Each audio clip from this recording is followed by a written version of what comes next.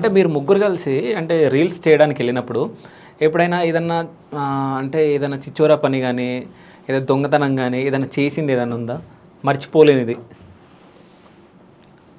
లేదు, ఏం చేసినా మాకు ముగ్గురు వెళ్తే అక్కడ ఉన్న వాళ్ళు అందరూ మా మీద కొంచెం చూస్తూ ఉంటారు.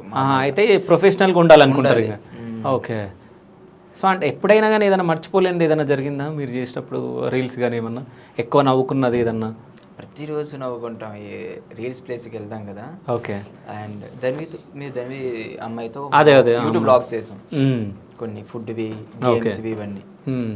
అక్కడ కూడా కొంచెం ఫన్ అవుతాయి. అంటే నేనే లైక్ ఇమూ టైప్లోనా, ఇమూ చూస్తారా అవునవును. అందరికి ఎగతాలు చేస్తాడు కదా, మ్మ్. ఆ టైప్లో అనమాట నేను కూడా. ఓకే. అందరిపైన కామెడీ చేస్తుంటా, ఓకే. అక్కడే నవ్వుకుంటాం మేము. సరే, ఇప్పుడు నువ్వు అందరిపైన కామెడీ చేస్తావు కదా, డీమన్ పవన్ లోపల ఆడుతున్నాడు. సో ఆయన మీద నువ్వు ఏదైనా కామెంట్స్ కానీ ఏదైనా కామెడీ చేయాలంటే ఏం చేస్తావు? ఇప్పుడు కామెంట్స్ మేము ఏం చేయము. ఏం చేయవా? ఎందుకు? మేము స్పేసెస్ వస్తాయి కదా కొన్ని చూసుకుంటాం. ఆ, చూసి నేను కొందరికి షేర్ చేస్తాను, జగదీష్ కానీ కొందరు ఫ్రెండ్స్కి షేర్ చేసి మేము నవ్వుకుంటాం, పర్సనల్ నవ్వుకుంటాం ఏంట్రా అని.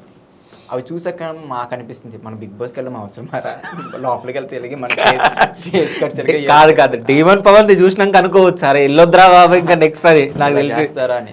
ఎందుకంటే బిగ్ బాస్కి వెళ్ళే ముందు పాజిటివ్ చాలా, మా ముగ్గురులో కూడా ఎక్కువ ఫాలోవర్స్ ఉండేవారు. ఇప్పుడు బాగా అయింది. ఇది ఒక విధంగా కెరీర్ ప్లస్ అవుతుంది, ఎందుకంటే ఆఫర్స్ వస్తాయి, ఆపర్చునిటీ వస్తాయి, కొంచెం ప్రమోషన్స్ దగ్గర. ఇప్పుడు మేము ఒక 10,000 తీసుకుంటే ఒక 50,000 తీసుకుంటాడు కదా, మొత్తం మారుతుంది, లైఫ్ స్టైల్ మారుతుంది, అన్నీ మారుతాయి. హీరో చూడడానికి హీరోలా ఉంటాడు, ఆపర్చునిటీస్ వస్తాయి, మొత్తం చేంజ్ అవుతుంది.